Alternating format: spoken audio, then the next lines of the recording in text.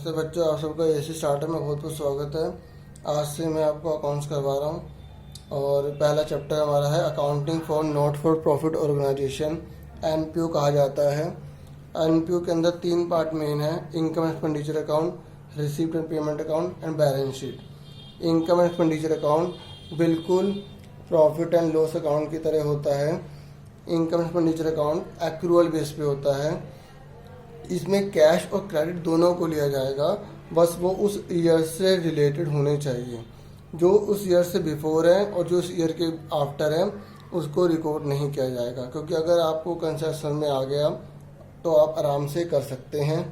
उसके बाद है receipt and payment account. Receipt and payment account cash account या कैश बुक की तरह आप कह सकते हो होता है, ठीक है।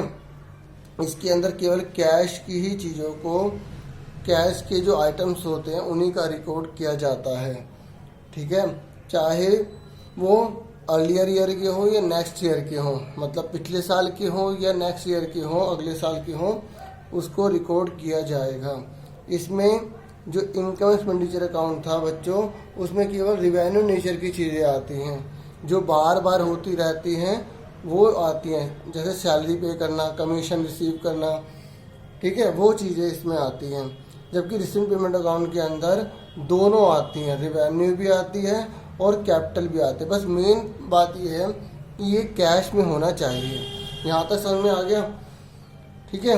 और बैलेंस शीट के अंदर जो भी कैपिटल नेचर की चीज़ें होंगी वो सारी आएंगी। कहने का मतलब ये है कि अगर आपको रिसीप्ट पेमेंट अकाउंट दे रखा है तो आपको इसमें से आइटम को सेपरेट करना है, मतलब आपको रिवेन्यू नेचर के इसमें ट्रांसफ़र करने हैं और जो कैपिटल नेचर के उनको बैलेंस शीट में ट्रांसफ़र करने हैं। इस तरीके से इस चैप्टर को आपको करना है, ठीक है। इस चैप्टर के अंदर मेन है टर्म, मेन है कुछ वर्ड्स। अगर वो सारे समझ में आ गए तो आपको इस चैप्टर को करने में दिक्कत नहीं आएगी। यहाँ तक समझ में आ गया। एक और बार बता दूँ कि ये जैसे आपने पढ़ा था real account, nominal account, personal account, ठीक है, ये रियल अकाउंट है और ये नॉमिनल अकाउंट होता है। तो मैंने इनके बारे में डिफरेंस भी तुम्हें काफ़ी बता दिए। अच्छा, मैंने आपको एनपीओ के बारे में ये नहीं बताया होता क्या है। NPO not for profit organisation है जिसका मेन मोटिव सोसाइटी की सर्विस करना है, टू सर्व द सोसाइटी। यहाँ तक समझ में आ गया। जैसे जितने जो क्लब बना लेते हैं समाज की सेवा करने के लिए, ठीक है, ट्रस्टीज होती हैं, तो ये सारे के सारे जो होती हैं ना, ये समाज की सेवा के लिए काम करते हैं, जो एनजीओ जो होते हैं, ठीक है। इनका मेन जो पर्पस होता है ये समाज की सेवा करना होता है। मैं इसके बारे में एक और डिफरेंट आपको बताता हूँ। देखो, जब आप प्रॉफिट एंड लॉस अकाउंट बनाते थे, प्रॉफिट एंड लॉस अकाउंट बनाते थे ना, तो उसमें आप क्या निकालते थे? Net profit, net loss. लेकिन जब आप इनकम एक्सपेंडिचर अकाउंट बनाते हो ना, तो उसके अंदर सरप्लस और डेफिसिट बनाया जाता है। क्या निकाला जाता है? सरप्लस और डेफिसिट। जबकि इसके अंदर बैलेंस होता है, कैश बैलेंस होता है, बिगिनिंग का भी और एंडिंग का भी, ठीक है। अगर आपको प्रॉफिट ऑर्गेनाइजेशन और नॉन प्रॉफिट ऑर्गेनाइजेशन में अगर आपसे डिफरेंस पूछ ले, तो आप नाम से आपको पता है कि जो प्रॉफिट ऑर्गेनाइजेशन होता है उसका मेन पर्पस प्रॉफिट अर्न करना होता है, जबकि जो एनपीओ होते हैं इसका जो मेन पर्पस होता है to serve the society, society की सर्विस करना होता है, ठीक है। और एक और ये लिख देना कि जो प्रॉफिट मोटिव होते हैं वो नेट प्रॉफिट, नेट लॉस को फाइंड आउट करते हैं, जबकि जो नॉट प्रॉफिट ऑर्गेनाइजेशन होते हैं वो सरप्लस और डेफिसिट फाइंड आउट करते हैं, ठीक है। ये चीज़ समझ में आ गई। अब थोड़ा बहुत और जान लो। देखो, इसके अंदर बहुत सारे टर्म हैं, उसके बारे में अब आपको मैं बता रहा हूँ, ठीक है। अब ये कुछ टर्म देखो, अब मेरी बात ध्यान से सुनना। देखो, जब आपको क्वेश्चन में रिसीप्ट एंड पेमेंट अकाउंट दिया होगा तो आपको क्या करना होगा? इनकम एंड एक्सपेंडिचर अकाउंट के अंदर उन आइटम्स को अलग करना पड़ेगा और जो बैलेंस शीट वाले उन्हें बैलेंस शीट वाले में अलग करना होगा, ठीक है। अब उसके ये तभी आप कर सकते हो जब आपको सारे टर्म पता हो। सबसे पहला है सब्सक्रिप्शन। सब्सक्रिप्शन का मतलब होता है चंदा। जब आपने धर्मार्थ के लिए कोई काम खोला है, एनजीओ खोला है, एनपीओ खोला है, नॉट फॉर प्रॉफिट ऑर्गेनाइजेशन खोला है, तो आप क्या कर रहे हो? आप क्या कर रहे हो? आप लोगों से चंदा ले रहे हो ना, तो चंदा तो आपकी सबसे बड़ा रिसोर्स है, ठीक है, आपको बाहर मिलेगा। मैंने क्या बताया था, इनकम एक्सपेंडिचर के अंदर क्या आता है? रेवेन्यू वाली चीज़ आती है जो बार बार होती हैं, जो बार बार होती हैं, तो सब्सक्रिप्शन किसका पार्ट हुआ? इनकम एक्सपेंडिचर का पार्ट हुआ, क्योंकि आपको बार बार मिलेगा चंदा। ठीक है, अब सब्सक्रिप्शन आपको सिंपल थोड़ी देगा एग्जाम में, सब्सक्रिप्शन का अलग से 3 नंबर का क्वेश्चन भी आता है। ठीक है, कि आप सब्सक्रिप्शन ड्यूरिंग द ईयर आपको कितना रिसीव हुआ, तो इनकम में लिखोगे आप। अब इसके बारे में डिटेल में बताता हूँ, पहले इतना समझ लो कि सब्सक्रिप्शन का मतलब चंदा होता है, ये रिवेन्यू नेचर का होता है जो बार बार मिलने वाला होता है। ठीक है, उसके बाद डोनेशन। डोनेशन भी 2 प्रकार की होती है, एक जनरल, एक दूसरी स्पेसिफिक। जनरल का मतलब होता है जिसमें ये नहीं बताया होता कि वो किस लिए आप खर्च करोगे उसे। ठीक है, किस चीज़ पर आप उस पर खर्च करोगे। ठीक है, डोनेशन में आपको ये नहीं बताया होता, तो आप उसे किस में डाल दोगे? इनकम में डाल दो। किस में डाल दोगे? इनकम में डाल दोगे। स्पेसिफिक का मतलब होता है जिसमें ये बताया होता है कि आप डोनेशन किस पर खर्च करोगे। जैसे फॉर एग्जाम्पल किसी पर्सन ने आपको डोनेशन दिया कि आप इसे बिल्डिंग पे खर्च करोगे, तो आप उसी पर खर्च करोगे। अगर वो स्पेसिफिक हो जाता है तो उसे आप लायबिलिटी में डाल दोगे। किस में डाल दोगे? लायबिलिटी में। और एक और बात, कभी कभी क्वेश्चन में ये लिखा ही नहीं होता कि वो जो डोनेशन है वो जनरल है या स्पेसिफिक है, तो आपको सारी अमाउंट से कंपेयर करके अपने माइंड से पता लगाना पड़ेगा। कैसे? जैसे अब सारी की सारी जो आइटम है ना, जो रिवेन्यू नेचर की है, वो 10, 15, 18 इसमें है, लेकिन जो डोनेशन दे रखा है वो 1 लाख के आसपास दे रखा है, तो आप उसको ये एज्यूम करोगे कि एक ह्यूज अमाउंट है, वो स्पेसिफिक होगी, इसलिए आप उसमें क्या लिख दोगे? लायबिलिटी। नोट में लिख देना कि हमने लायबिलिटी से एज्यूम करें, स्पेसिफिक मान लिया है। ठीक है, उसके बाद है कंज्यूमेबल आइटम। देखो, जब हम एनपीओ कर रहे हैं तो जाहिर सी बात है बहुत सारे आइटम यूज़ करेंगे। जैसे मान लो स्टेशनरी ले लो, हम स्टेशनरी का यूज़ कर रहे हैं, तो जितना हमने उस ईयर में, क्योंकि मैंने आपको क्या बताया था, इनकम एंड एक्सपेंडिचर अकाउंट में, इनकम एंड एक्सपेंडिचर अकाउंट में वो चीज़ें आती हैं जो उस ईयर से रिलेटेड होती हैं। तो कंज्यूमर आइटम हम खाली उतना ही लिखेंगे जो उस ईयर से रिलेटेड है। ऐसे सब्सक्रिप्शन में भी यही होता है कि उस साल से रिलेटेड जितना सब्सक्रिप्शन होगा उसे रिकॉर्ड करेंगे। अगर वो एडवांस है नेक्स्ट ईयर का तो इसमें आ जाएगा। ठीक है, और अगर वो एडवांस है तो इसमें आ जाएगा, और अगर आउटस्टैंडिंग है तो इसमें आ जाएगा, एंड वाला। ठीक है, अब कंज्यूमर आइटम के बारे में थोड़ा और जान लो। जैसे फॉर एग्जांपल आपके पास पिछली बार का जो स्टेशनरी पड़ी थी वो 30 पड़ी थी, इस साल आपने 80 खरीद ली। कितनी खरीद ली? 80 खरीद ली। उसके ठीक है, ये आपने क्या, ओपनिंग है आपके पास, क्या है? ओपनिंग। ये आपने परचेज करी है। उसके लास्ट में क्लोजिंग देखा तो आपने देखा कि आपके पास 20 बची है। कितनी बची है? 20। तो अब बताओ आपने कितना कंज्यूम किया? टोटल मिला के आपके पास 110 हो गई। लास्ट में आपने देखा आपके पास सिर्फ 20 बचे, तो आपने 90 कंज्यूम करी ना। तो यहाँ पर आप क्या लिख दोगे कि कंज्यूम्ड आइटम जो भी दिया होगा यहाँ पर उसकी अमाउंट लिख दोगे। इस तरीके से निकाला जाता है। बाकी थोड़ा क्वेश्चन को कॉम्प्लिकेट करने के लिए एग्जाम में क्या करेगा, कुछ क्राइटर्स डाल देगा बिगिनिंग के और एंडिंग के, ताकि बच्चा थोड़ा कंफ्यूज हो जाए। लेकिन अगर आपको ये कंसेप्ट समझ में आ गया कि उस ईयर से रिलेटेड कितना हमने यूज़ किया है, तो आप ये इजीली कर लोगे। ऐसी एंट्रेंस फीस आ जाओ। अब कोई भी मेंबर बनेगा तो उसको हम कह रहे हैं कि फीस भरो, तो ये फीस बार बार मिलती रहेगी, नए नए मेंबर बनते रहेंगे। तो ये किस में जाएगा?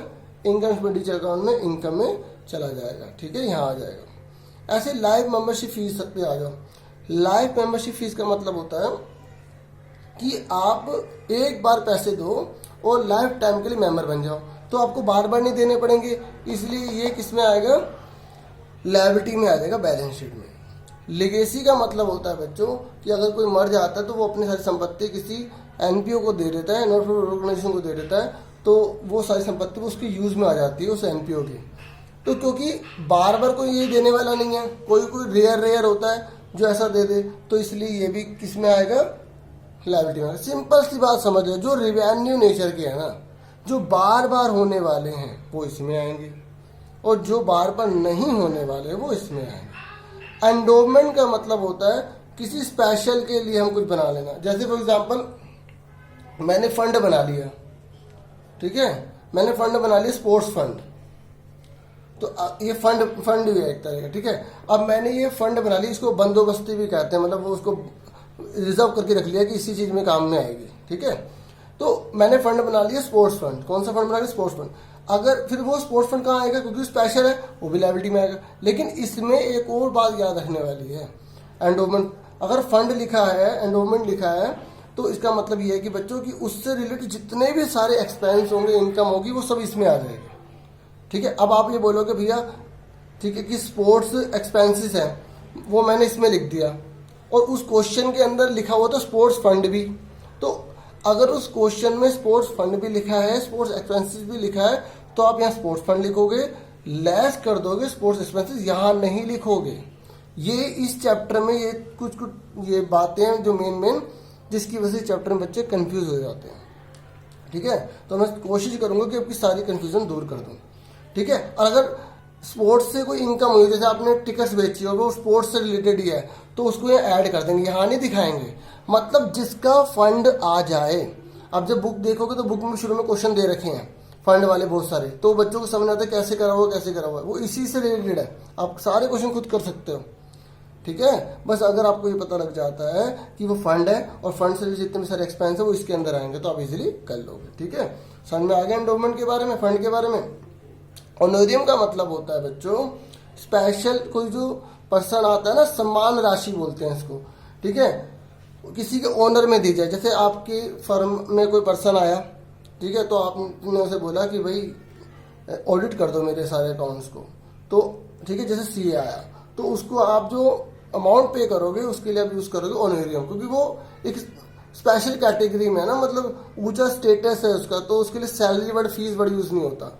तो कुछ लोग जो स्पेशल होते हैं, जिन्होंने काफी अच्छा स्टेटस गेट किया होता है, तो उनके हम फीस ना देके ऑनोरियम वर्ड यूज करते हैं। तो ऑनोरियम बार बार देने वाला है, तो वो भी एक्सपेंडिचर में आ जाएगा। ठीक है, ये मेन वर्ड थे, टर्म थे जो मैंने आपको इसके बारे में समझा दिया। अब मैं आपको सब्सक्रिप्शन के बारे में थोड़ा सा बता देता हूँ।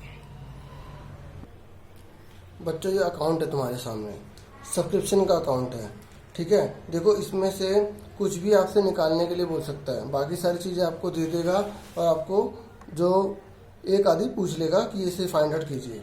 देखो टू बैलेंस बीडी, यहाँ जो बैलेंस बीडी होगा आउटस्टैंडिंग सब्सक्रिप्शन बिगिनिंग का है। बिगिनिंग का मतलब पता है क्या? आउटस्टैंडिंग सब्सक्रिप्शन बिगिनिंग का मतलब पिछले साल का। ठीक है, और by balance CD outstanding subscription मतलब इस साल का, इस साल मतलब दिस ईयर हमने से पे नहीं किया, ये हमने लास्ट ईयर पे नहीं किया था, तो इस साल हम उसे लिखेंगे बिगिनिंग का आउटस्टैंडिंग है। इनकम एक्सपेंडिचर अकाउंट, यहाँ बैलेंस की फिगर निकल आएगी। अगर हमें सब कुछ दे रखा होगा तो बैलेंस की फिगर निकली आएगी। ठीक है, बैलेंसिंग फिगर आ जाएगी। ठीक है, अगर मान लो हमसे निकालो, पूछा हो कि इनकम एक्सपेंडिचर अकाउंट निकालिए और कुछ और ना दे रखा हो, तो ये मत सोचना कि वो भी नहीं दिया। ठीक है, मतलब वो होगा ही नहीं, क्योंकि जब अगर आपने पिछली बार कोई सब्सक्रिप्शन ऐसा पर्सन था ही नहीं जिसने ना दिया हो, तो फिर वो कैसे क्रिएट होगा ये। ठीक है, अच्छा, बाय बैलेंस बीडी में क्या आता है? Advance in beginning. बैडर्स मतलब होता है कि आपके पैसे डूब के दे ही नहीं रहा, कोई मना ही हो गया। मतलब बैंक में, यहाँ बाय बैंक का मतलब है रिसीव पेमेंट अकाउंट में कितने पैसे मिले। मैंने आपको बताया था ना, रिसीव पेमेंट अकाउंट के अंदर सिर्फ वो चीज़ आती है जो कैश में आती है, तो वो हमें कुल कितना मिला सब्सक्रिप्शन वो यहाँ लिखेंगे। यहाँ आउटस्टैंडिंग सब्सक्रिप्शन एंड है और यहाँ पर एडवांस एंड है, मतलब जो सब्सक्रिप्शन एडवांस में मिल गया ना, एंड मतलब इस साल मिल गया अगले साल का या उससे अगले साल का। मान लो ये 2020 चल रहा है, 2020 में हमें अगर सब्सक्रिप्शन 21 का और 22 या 23 कितने भी आगे तक मिल जाए तो उन सबको हम एडवांस कहेंगे। और अगर 20 से पहले कौन था? 19। अगर हमें 20 से पहले 19 का मिल रहा है या 18 का मिल रहा है, तो उसको हम क्या बोलेंगे? बिगिनिंग का बोलेंगे। ठीक है, मतलब लास्ट ईयर का बोलेंगे। ठीक है, अगर ये सब याद हो गया कि कौन सी कहाँ पर होती है, तो आप इजीली कर लोगे। ठीक है, अब मैं एक तो मैंने अकाउंट के थ्रू आपको बता दिया कि सब्सक्रिप्शन का आप इनकम एक्सपेंडिचर अकाउंट अमाउंट कैसे निकाल सकते हो। ठीक है, अगर आपसे ये पूछ ले तो ये कैसे निकाल सकते हो। ठीक है, ये पूछ ले तो ये कैसे निकाल सकते हो, ये पूछ ले तो ये कैसे निकाल सकते हो, ये पूछ ले या ये पूछ ले, ये तो कभी शायद पूछा ही नहीं है। ठीक है, समझ में आ गया। अब मैं इसको दूसरी फॉर्म में करवा रहा हूँ, उससे तुम्हें और क्लियर हो जाएगा, क्योंकि अगर वो वाली फॉर्म क्लियर हो जाएगी तो ये भी अपने आप आ जाएगी। वैसे इसका याद करने का तरीका सिंपल यही है कि जो ऐड हो रहा होता है ना, उनको यहाँ लिख दो। जैसे अब बिगिनिंग का जो है ना एडवांस, वो ऐड होता है किसमें? जो हमें सब्सक्रिप्शन की जो अमाउंट दी होती है ना उसमें। ठीक है, जो एडवांस होता है बिगिनिंग का। पता है, एक और बार बताऊं, अगर आपको ये समझ में आ गया ना कि हमें केवल इसी साल से रिलेटेड सब्सक्रिप्शन को लेना है, तब आपको कंफ्यूजन ही नहीं है। क्योंकि खुद सोचो, ये एडवांस बिगिनिंग का मतलब क्या है?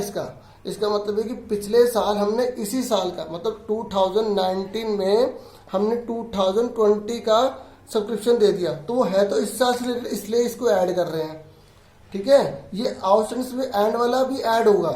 क्यों होगा ऐड, मतलब क्रेडिट में क्यों आ रहा है ये, क्यों होगा आएगा, क्योंकि वो भी इस साल ले रहे, क्योंकि आपने 2020 का सब्सक्रिप्शन दिया ही नहीं है, तो वो भी आपको देना तो है। इस तरीके से बैड डेट्स इसलिए ऐड कर रहे हैं क्योंकि अगर कोई बैड डेट ना हुए होते तो हमें मिल जाते, लेकिन वो हमें नुकसान हो गया तो हमें भरना पड़ेगा। ठीक है, इस तरीके का हमारा एक तरीके का लॉस है। ठीक है, और जिससे पेमेंट करना मतलब हमें कितने रुपये मिल रहे हैं, तो ये ऐड वाले हो गए। और ये होते हैं लेस वाले। देखो बिगिनिंग का आउटस्टैंडिंग क्यों लेस कर रहे हैं, क्योंकि वो पिछले साल से रिलेटेड है। और मैंने आपको क्या बताया था कि जो हम इनकम एंड एक्सपेंडिचर अकाउंट बना रहे हैं वो एक्रूअल बेस पे होता है, वो इसी साल से रिलेटेड चीज़ों को लेगा, चाहे वो कैश में हो या क्रेडिट में हो। अब ये जो आउटस्टैंडिंग सब्सक्रिप्शन बिगिनिंग का है ना, ये बिगिनिंग का है, मतलब लास्ट ईयर का है, इसलिए इसको लेंगे ही नहीं, इसलिए इसको लेस कर रहे हैं, मतलब डेबिट में लिख रहे हैं। और ऐसे एडवांस जो एंड वाला है, इसको भी इसलिए हम डेबिट में लिख रहे हैं, मतलब क्योंकि ये 2021 से 2022 का मैंने अभी आपको बताया है, तो ये भी इस साल से रिलेटेड नहीं है, इसलिए इधर आ रहा है। इस तरीके से भी आप इसे समझ सकते हो। अब इसकी दूसरी फॉर्म समझ लो। इनकम एंड एक्सपेंडिचर अकाउंट के अंदर आप इसे कैसे कर सकते हैं, by subscription receive during the year लिखा, कितना मिला आपको, एंड यानी कि करंट ईयर, एंड यानी कि करंट ईयर। ठीक है, मैंने अभी बताया था ना आपको अकाउंट में आउटस्टैंडिंग एंड वाला करंट ईयर का ऐड हो जाएगा। ठीक है, एडवांस वाला जो बिगिनिंग का है वो भी ऐड हो जाएगा। आउटस्टैंडिंग बिगिनिंग का क्योंकि वो लास्ट ईयर का है, इसको आप लास्ट ईयर प्रीवियस ईयर भी लिख सकते हो। ठीक है, लेस हो जाएगा। एडवांस एंड का है, एंड का मतलब क्या हुआ कि नेक्स्ट ईयर से है, यहाँ पे एंड का मतलब क्या है, नेक्स्ट ईयर से, मतलब 2021 2020 21, अगर 4-5 साल का भी दे रखा सबको आप लेस करोगे। ये मत सोचना कि 2020 आज चल रहा है तो 2021 को ही लेस करोगे, आपको सबको लेस करना पड़ेगा, उसके बाद जाके आपका आंसर आ जाएगा। ठीक है, ये माइंड में कर लेना, सीधा आंसर लिख देना या यहाँ पर लिख देना। ठीक है, समझ में आ गया। इनकम एक्सपेंडिचर अकाउंट का एक क्वेश्चन करवा देता हूँ। देखो subscription receive during the year हमें दे रखा 40,000, आउटस्टैंडिंग सब्सक्रिप्शन है सारा। ठीक है, आउटस्टैंडिंग बिगिनिंग का 2,000, आउटस्टैंडिंग एंड का 4,000, एडवांस बिगिनिंग का 2,000, एडवांस एंड का 1,000। ठीक है, अगर आपको इनकम एंड एक्सपेंडिचर अकाउंट में करना होगा तो आप इसे कैसे करोगे।